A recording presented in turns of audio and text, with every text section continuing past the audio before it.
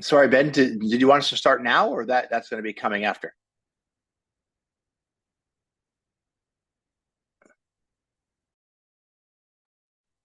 No, we are starting at yeah, actually it was just 5 minutes past, so we can begin it. The rest will join in. So just first before I kick off, just confirm you're able to audible from your ends. Yes. Okay, awesome, thank you.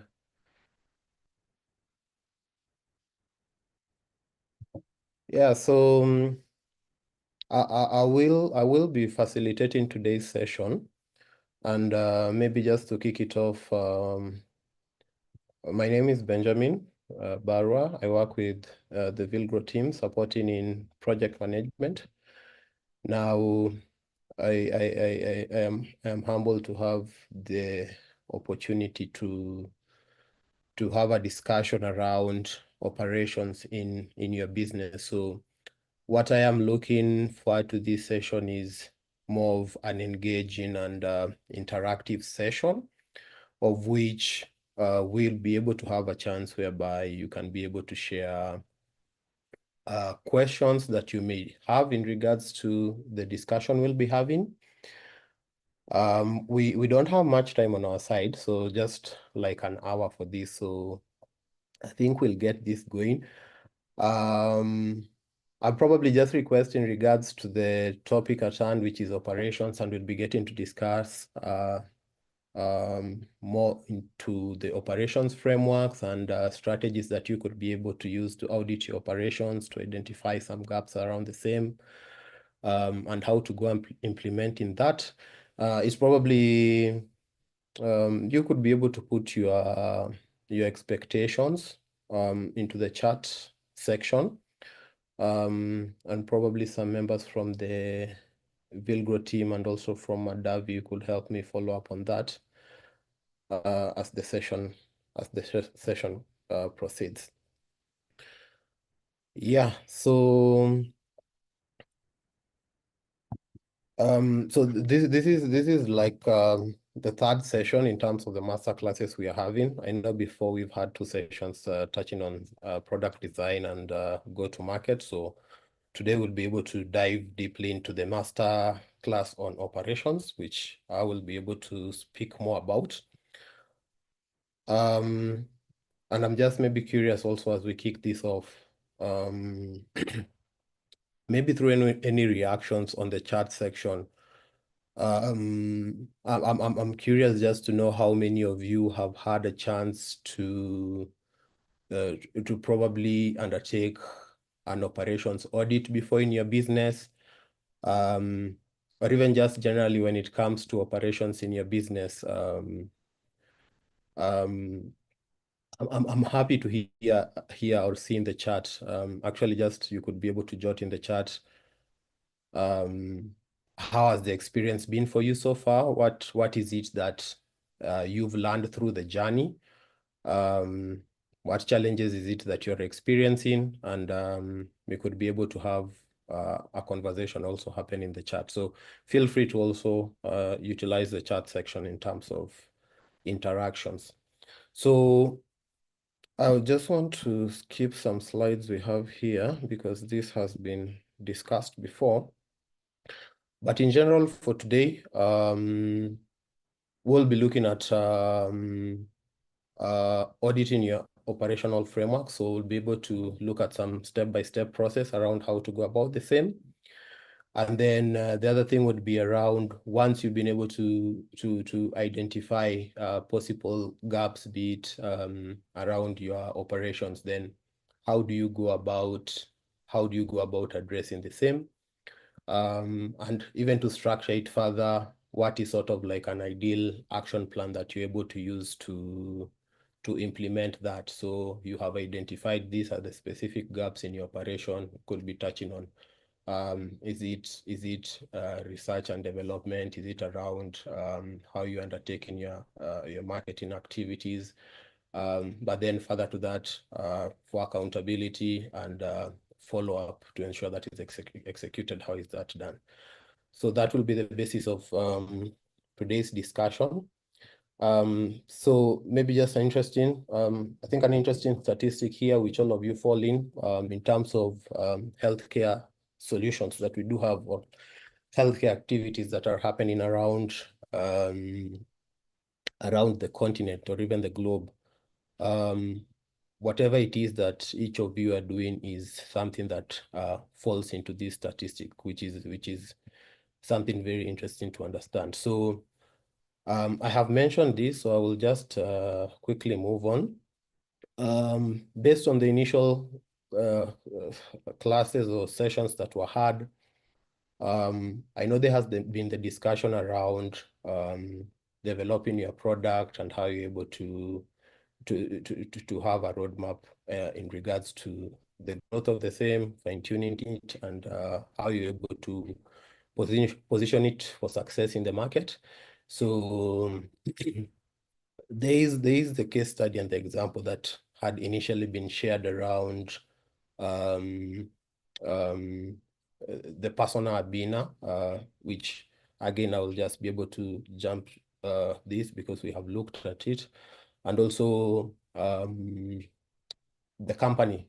In this case, what I would recommend as we are having this discussion is you could be able to now look at the different solutions that you have, and we would be using this as the conversation goes by for you to just identify where is it that you fall across the different aspects that we'd be discussing, because at the end of the day, that is how this will be much more beneficial for you to just be able to see this is your persona, probably your target clientele. This is a solution that you have to offer. You have a strong proposition to them. So as we get to identify that, then we could be able to see what are some of the gaps that are coming up in regards to the operations in your business. So maybe first things first, in terms of the operations bit of it,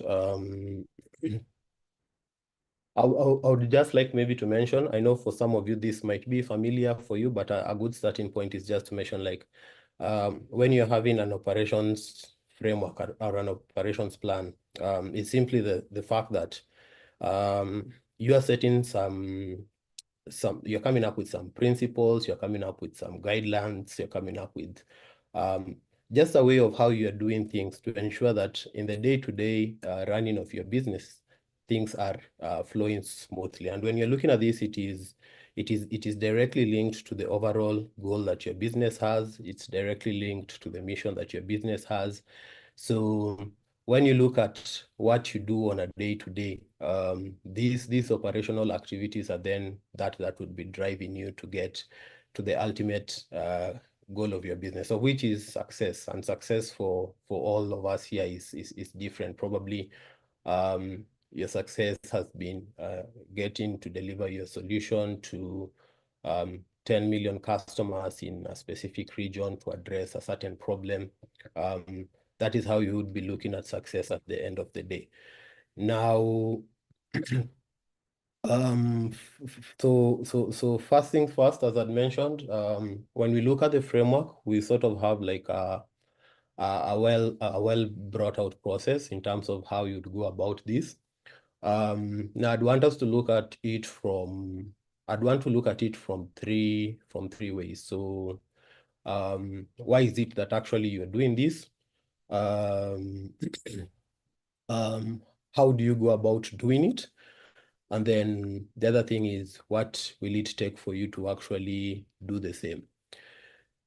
Now, the 9 steps themselves, we have what's the purpose of your strategy?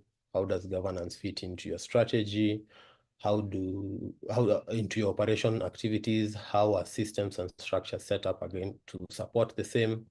In terms of human resources, how again do human resources complement your operational plans?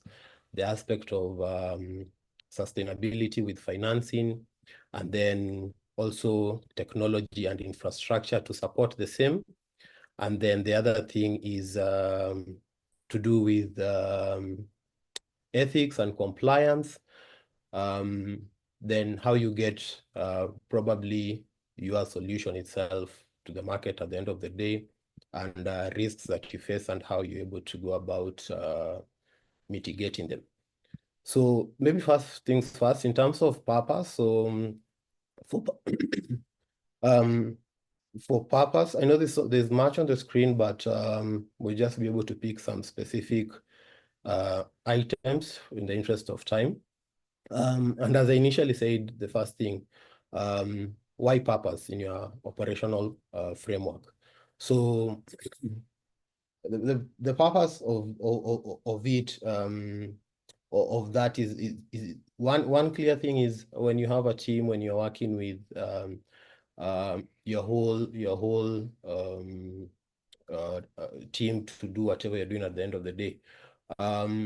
Purpose is that one thing that will actually ensure that they are aligned with the long-term vision of the company you have, the long-term vision of the project that you have. And as this continues to happen, they're able to resonate on a day-to-day with the specific goals that they need to achieve. So when we look at the aspect of purpose, it's very important to see how it comes about to supporting decision making at the end of the day. But also the other thing around purpose, we'll see that with a clear purpose and people being able to buy into it, then they actually know where is it that you are heading as a company. And then at the end of the day, you would be able to see that you have stronger cohesion, you have loyalty and buying into what you want to achieve. But then also just to take a step back and to look at what is it that needs to be done in regards to auditing your purpose and looking at if it is a good fit. Being able to look at one thing, your core values in the company. So it's good to be able to get inputs, interact with key decision makers, just to be able to understand how is it that they're able to resonate with the values and beliefs that your company has. The other thing is probably also take a step back and look at for the vision and mission that you have in your company. How well is it reflecting, or how well is it aligned with the day-to-day activities that have to be offered? The other thing around purpose, getting to see how it connects with customers' needs or pain points. So this could be able to assist you position yourself in the market strategically. So when it comes to that, you'll probably be undertaking research just to be able to understand what is it your customers want based on what you have to offer. What is it competitors in the space are offering that you could be able to position yourself strategically around that. And then the other thing is around now being able to document a clarity statement. So when you're communicating and you'd want the resonation that we are looking at, this is the purpose that we intend to achieve at the end of the day. To what simple terms could you be able to actually document that so that it is well understood? The other thing is around governance. So governance is quite broad, and this is very important in terms of also getting your operational framework on course. So be it from the regulatory side, be it from managing and handling risks, be it from ethics in your organization. It would be broad in a way that if you would be looking at this, when you sit down and just take a step back and look at your company, is there a board that is existing to be able to provide some level of oversight? And if so, that board is existing, what does the expertise it has bringing on board look like? Are there smaller like teams build in terms of just providing some level of oversight. Could be from the risk finance side, could be in terms of compliance, just to be able to complement also what the board itself is doing. The other thing is around policies and procedures. So when it comes to maybe you have standard operating procedures, maybe you have policies that have been set internally in your company to be able to guide different activities. The good thing around this is then you always have a fallback plan, or you have something that teams or your employees or anyone in the organization could be able to reference to, and know that yes, we have probably a procurement policy. Let me just use that as an example. If you need to undertake any procurement activity, how do you go about it? Are there certain thresholds whereby you're procuring things that maybe it has to take a competitive process and things like that? And then also for visibility, again, we have audits and assessments. So audits and assessments would be pretty clear. So just to understand, we have set up policies that need to be followed, but then at the end of the day, are they actually being followed? And if they're not being followed, how could we be able to close the gaps that are being evidenced there? And then reporting and training. So back again to be it the boards, but back again be it to the regulatory authorities and the likes. How that seems to be happening. The other thing is around systems and structures. I think one of the key things that I would say here should be looked as a big takeaway is the aspect of one, standardization, to be able to ensure that when you're doing different activities, there's already sort of like a prescribed format in terms of how you go about undertaking that. So with clearly set developed systems and structures, then that could be able to happen. Then two, the other thing, if probably you need to scale with systems and structures, again, that would be easy because you'd probably be saying we have set up sort of like a process that is used in terms of maybe our manufacturing capability. You sort of like maybe you're doing a solution that involves that. So if maybe you've been doing manufacturing of say 1,000 units a day, if you need to probably multiply that by a factor by 10, you could be able to easily use like a modular approach and get to scale the same.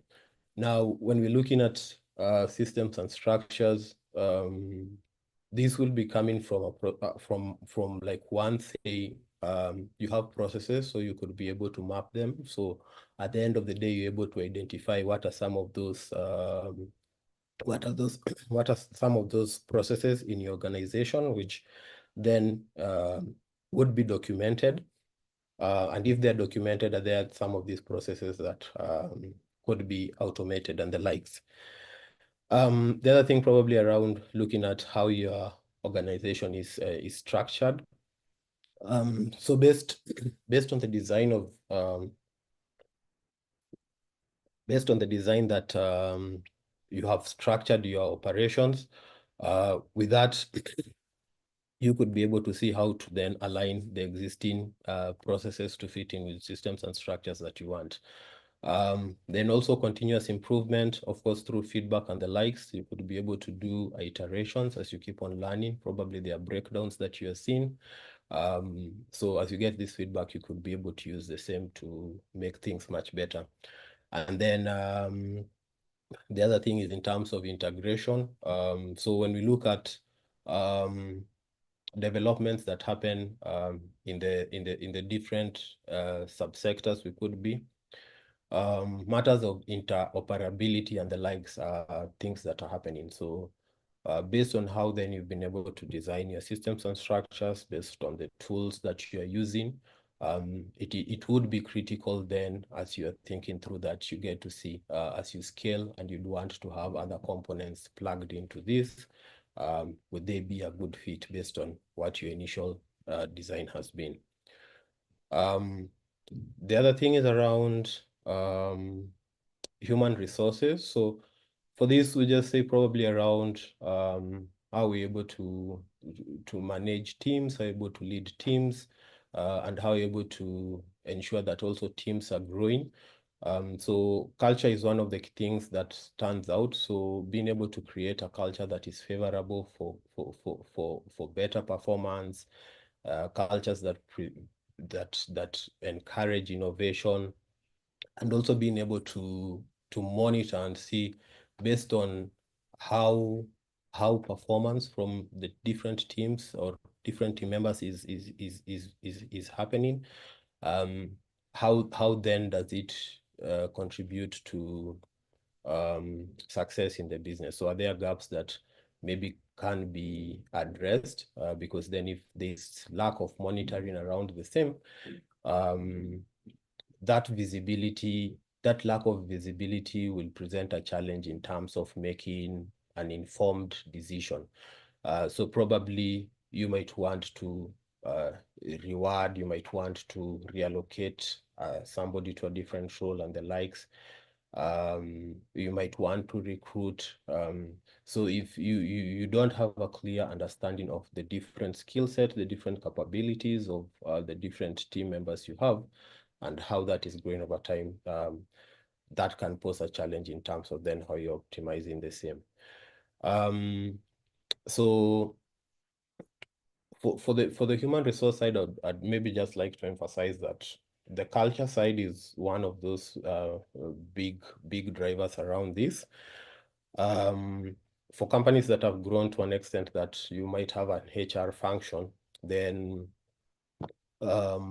having like clear HR policies, having like these HR what is the right word I'd give for that? Might be like a HR plan in that sense. Could be key in terms of which direction you want to go as a business. So with that, you can be able to know when to activate. Is it recruitment, training, and the likes? Also processes around like how you bring new teams on board. How is that journey for them? From the start, being able to present some level of clarity in regards to what they're supposed to do. And then also having like continuous feedback for growth.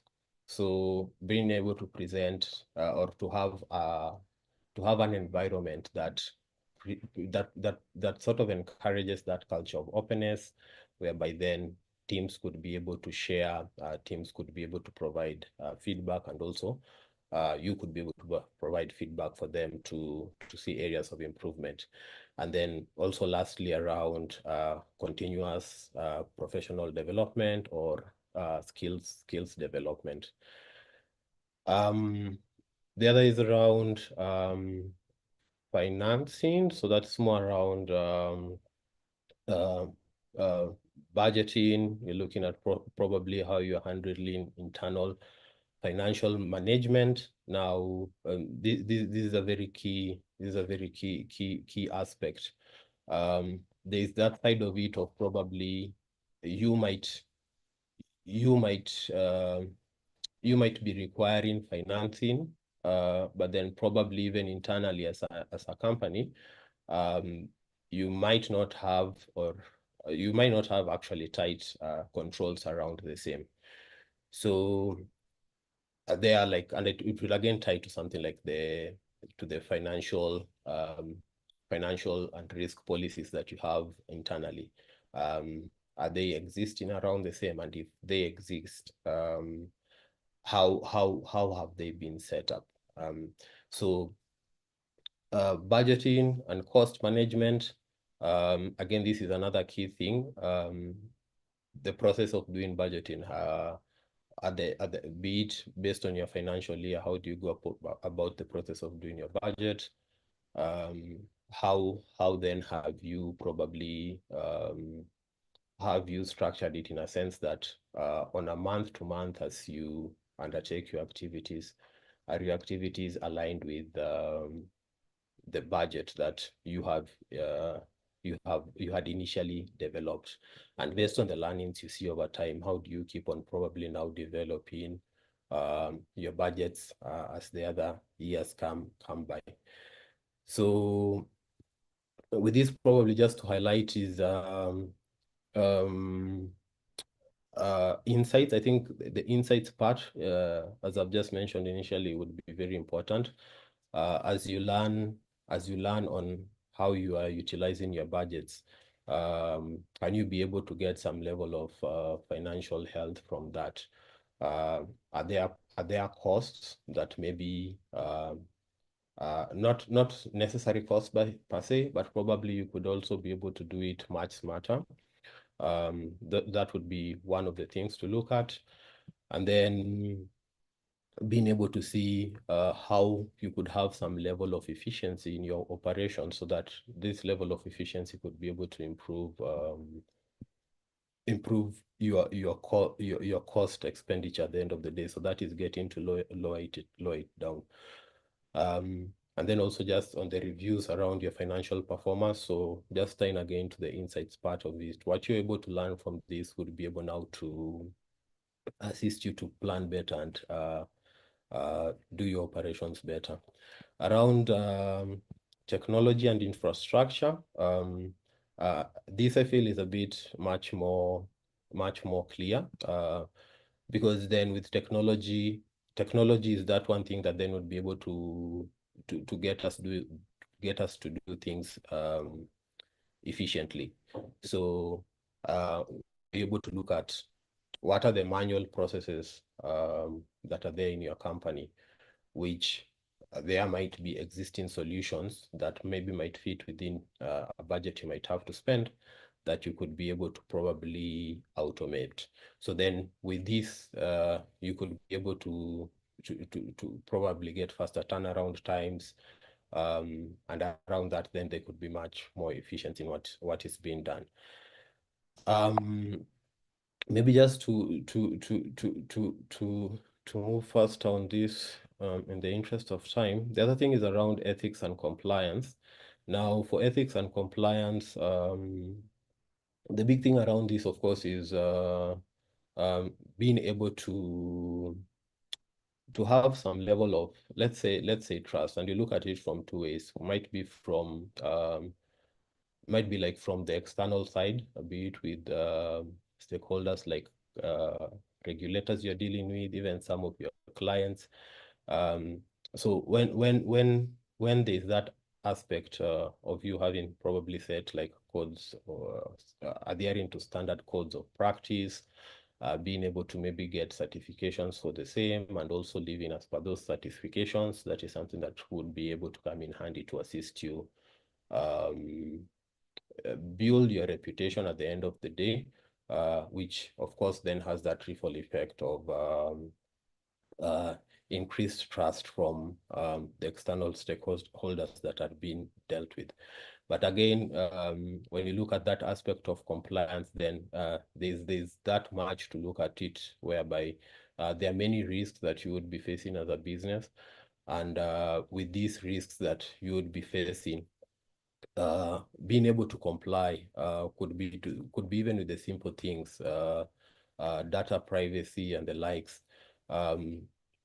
Having like clear plans around that would be able to safeguard you, not only now in the short term, but also in the long term, in case there are any issues or breaches that may occur as time proceeds. So for your different businesses, of course, then this would be different, because then here would be, you would have to look at which policies are ideal for your business, and for these policies, then getting to see how to develop them, implement them, and continuing to monitor them. And then the other thing also is on service delivery. Service delivery, again, being able to just see that you have a very clear process in terms of how your solution is living, probably if it is a product itself, how it is probably leaving a facility to the point that it gets maybe to the end client. How open is it? How reliable is it? And how supportive is it? So that would be something also key to look at. So having like just clear standards you've been able to set around could be service delivery timelines, could be turnaround times that you've set in terms of things being executed, and also sort of like capacity building your teams for them just to be able to maintain the best of standards, and also like just match what competitors have to offer out there. Then lastly around that, there is on risk management. So for risk management, of course, for all businesses, there's always a risk that we will be facing. So having like clear risk management policies, being able to develop uh, risk mitigation plans, being able to identify your risk and just to be able to prioritize them and see how to address the same will be also now another thing that you would need to look at. Now, I just want to move on to this part, the next part, because this is actually what would say is sort of like the realistic way to look at it.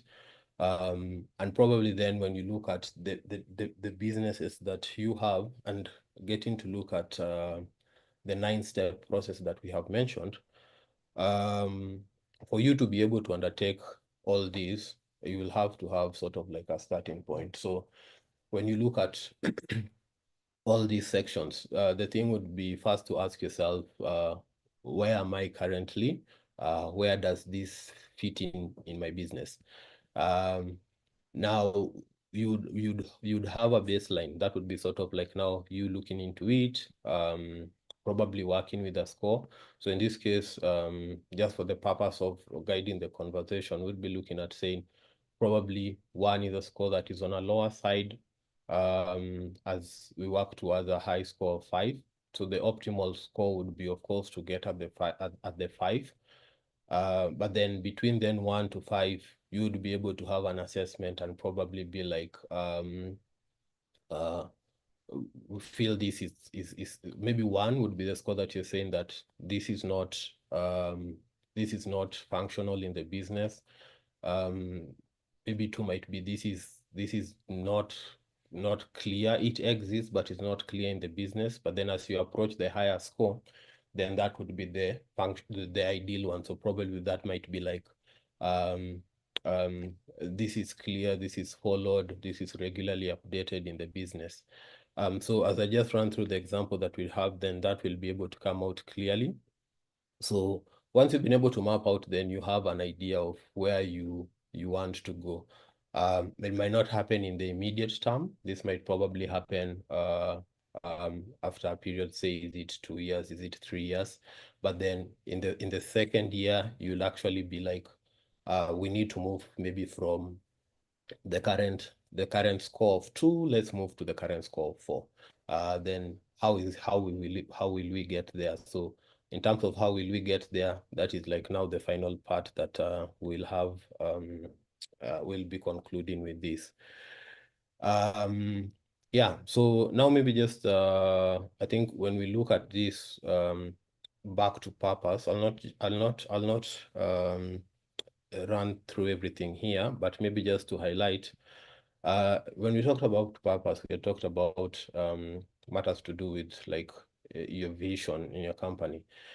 Now, in this case, when we are looking at this example, so what we have here is just a company that we have come up with, but then we are saying, for this company, when you look at the purpose, under the leadership and vision, and its clarity, the score that has been given is a 3. So under a 3, that is saying like the leadership has a broad but vague long-term, has broad but vague long-term objectives.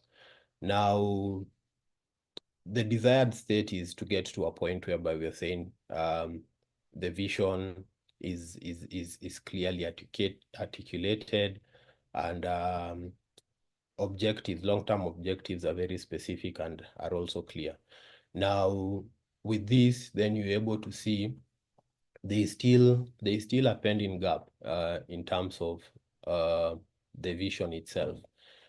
So for you to get from the current state to that future state, there are a couple of things that then will need to be done. So in this case, these specific things that need to be done are then what you would be able to capture and document, and also get to a point that you're saying internally, we feel probably this is a strength, or this is the person we do have internally who could support us to execute the same.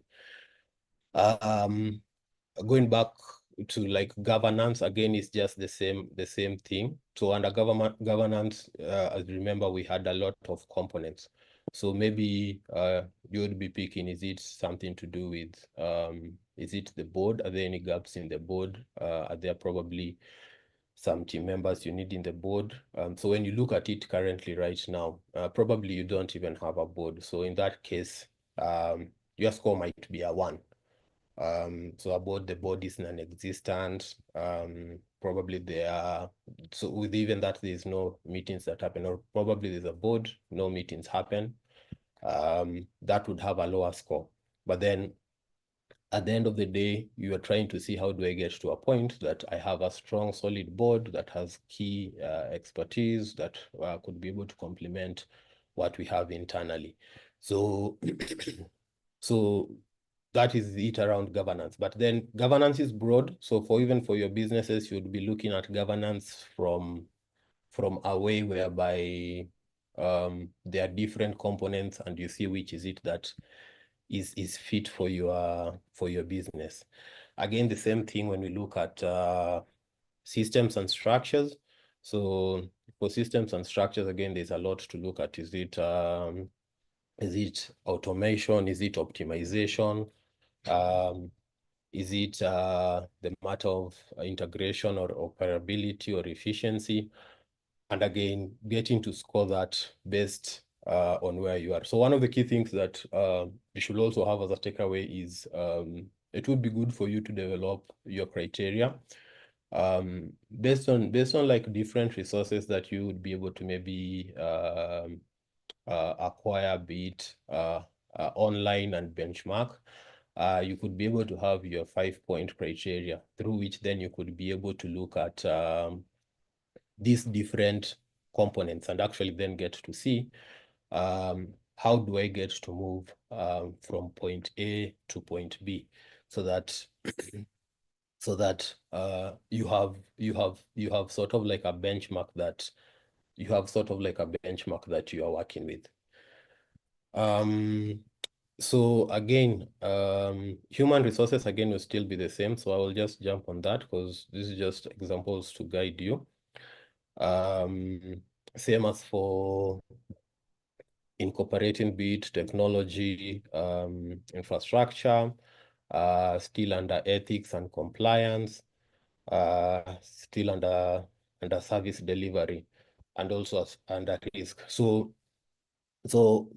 I would just emphasize that point around being able to have a criteria that you're working with, and being able to have a baseline that you use as a reference point, so that if you are coming again to reflect on your progress, or see what gains is it that you have made, or things are on track, you have a reference point to know if you're moving in the right direction. Now, yeah, now again, this is another thing very interesting in terms of some of these plans that would make. So if even at the end of the day, we identify these gaps that we need to address, and then come up with a plan in terms of how to execute it. It's very interesting, like we're saying, majority of these plans are never fully implemented. And of course, they are never implemented for a couple of reasons. One, of course, is from the onset, not being able to understand what the ideal problem is.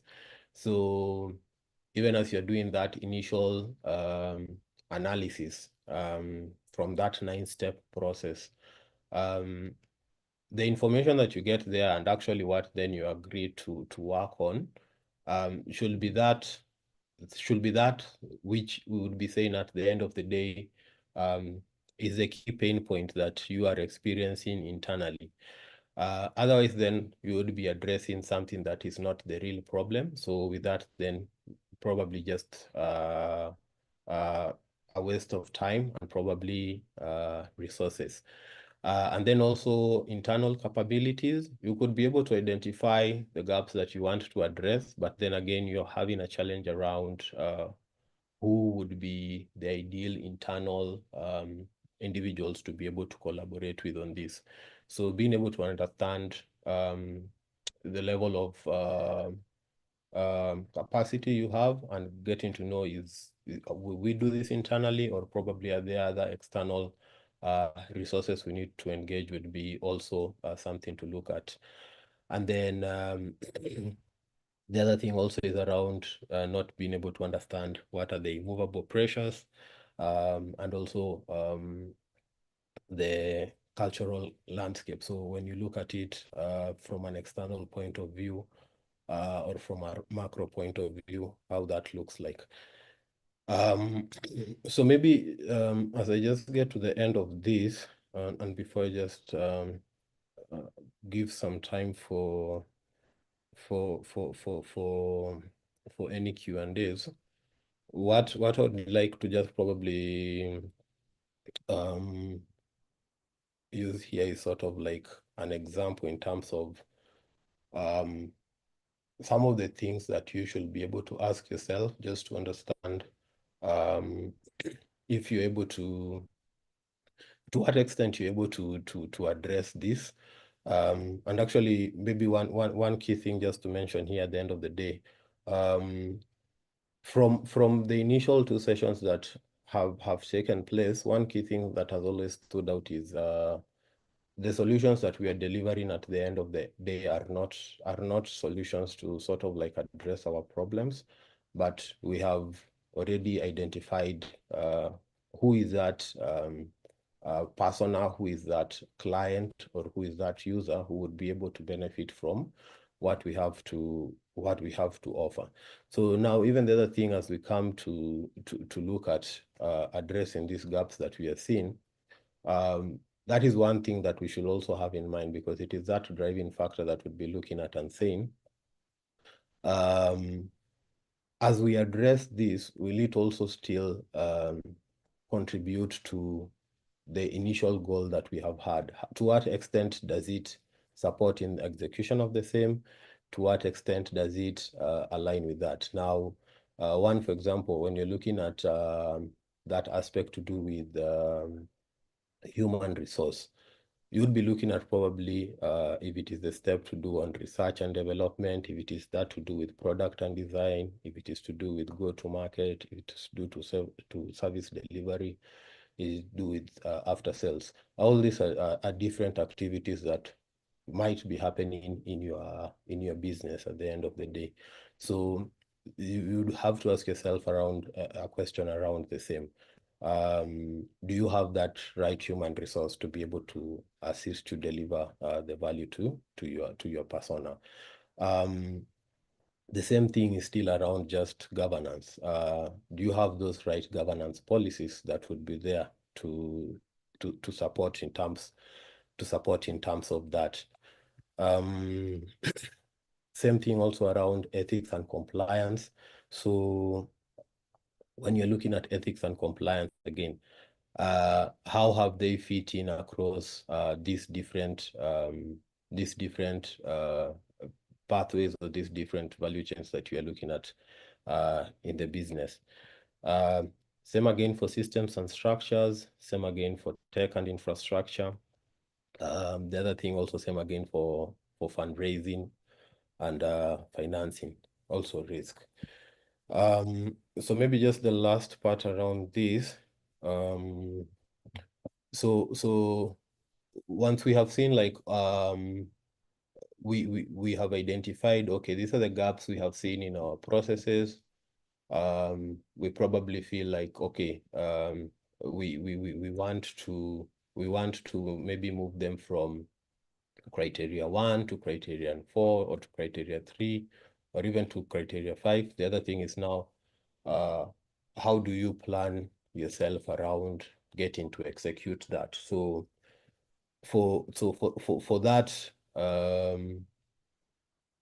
you would be able to have sort of like a framework or sort of just a plan for that because of the level of accountability. So once you've been able to identify the specific pillar, be it governance, be it ethics, then you've been able to document you'll be able to document like what things need to be done there. So this could be a list of different activities. Maybe now under governance, you might need to identify board members that might be a fit for your company. You might need to probably set up, periodic meetups for the board team. You might need to come up with subcommittees and the like. So you'll be able to list those activities and then also peg them also from now, peg them on some timeline, because then the timeline would be able to come in handy to know that are we on track on this? Do we need to achieve this or to do this by then? So with that timeline, you could be able to follow up on the execution of that. And then the other thing also around ownership. So ownership here in terms of who would be championing that process, because then this would be the person who is responsible for that, just to be able to ensure that that is on track. If it has a cost element to it, then also being able to identify what is the cost associated with the same. Is it an activity that can be done based on available resources, or is it an activity that maybe will have to be put on hold because of lack of available resources? Then in terms of status, so this as you progress, at the start, probably that would be has not started or not started. As you progress, it might be in progress. Then once it's completed, it can be completed. If there are any challenges around it, maybe it can be on hold, it can be delayed, it can be postponed, or be cancelled. Yeah, so yeah, that's it for that presentation. I'm happy to pose and take whatever questions we might have at this moment. Yeah.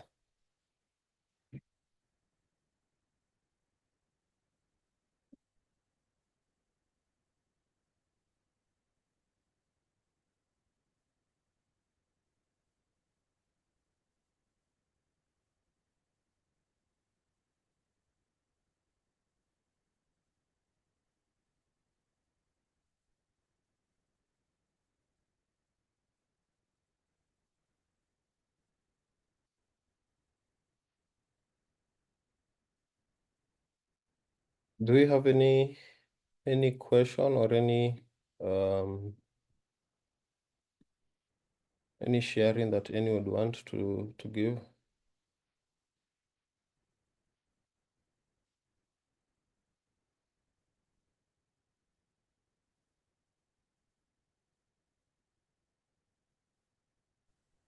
Let me ask a random question on behalf of the entrepreneurs. So, Benjamin, if I wanted to do the audit for my startup, would you be available? Would anyone be available to walk that with me as a founder, or is that some support that is available? Yeah, so yeah, thanks, Wilfred. Yeah, so yeah, that is something that we would be happy to support and actually enable them in terms of that. And I think it's looking at it from two ways. So One, actually just being able to get some level of support around this can be through a one-on-one session, and actually just understand where the business sits at right now. And then from there we could be able to document the same and get to that point we have an action plan around the same. Yeah, but then also the other interesting thing I would say is like I actually also believe like for participants being able to go through that process and being able to get enabled around it, I also feel the more that then there could be that interaction. So say if I am a participant in the program and I've understood this, even through now peer-to-peer sessions or peer-to-peer engagements, for some of you that might have similar challenges, I believe that those would be insights you could be able to now keep on sharing.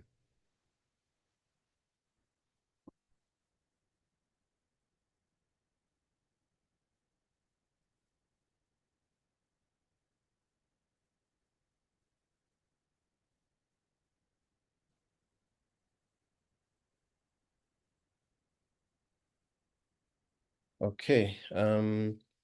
Yeah, so I see we are just 5 minutes shy of ending this.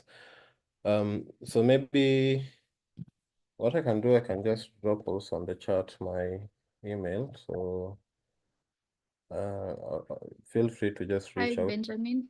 I think there's a question in the chat. Okay, thanks. I hadn't seen this. How do you deal with conflicting priorities? More often there's something more pressing than some of the structures and possible.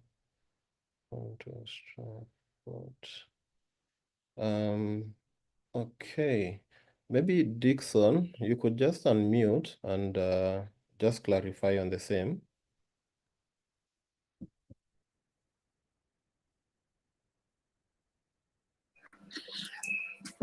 Yeah, hello, I'm Dixon from Ona. I think I find that some of these things are very nice to have, and I think it might be helpful at some point. But I wonder, because there's usually the challenge of delivery, the challenge of staying afloat. How do you have the drive to keep some of these elements alive? I know you gave a little bit more broad kind of timeline, like in 2 years, may take something that you do a check on every now and then. But I feel like there seem to be always some other priorities that might come higher than perhaps some aspects of this, of the stuff that at least this masterclass has covered in most cases. Yeah. Thanks for that. Yeah. So what I would advise is because this is just actually just like a component and is looking at the side of processes. It would be good to maybe like just take a step back and look at your business holistically. So you might be looking at it from the side of sourcing, you might be looking at it from the side of production, you might be looking at it from the side of marketing, you might be looking at it from the side of your market even itself, and probably even like the operation side. That is maybe even touching on admin and finance. You would map out and actually just get to see where is it that your business currently sits at in terms of some of these sections. Then now going to tie back to your point, you could be able to now come up with sort of like a priority matrix, because then maybe you might feel you have a good product, your marketing is going well, and maybe the biggest gap that you're seeing is probably financing, and then maybe you could have your priorities there. You could probably look at it and maybe you see you have a biggest challenge in regards to your supply chain. So maybe get to see how to work on your sourcing. So at the end of the day, it's not, there are different things to work on, but then having that level of prioritization then based on a well, like, a well like thought through and planned initial analysis would be able to assist you in that process. I hope that helps. Thank you.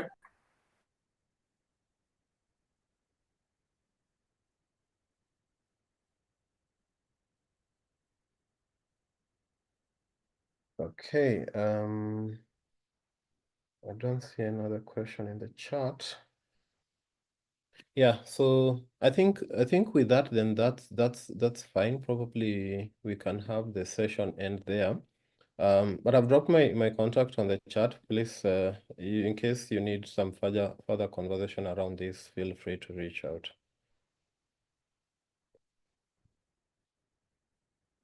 Yeah, thanks all for creating time to attend this session. Thank you. Thanks, Benjamin. Thank you, Benjamin.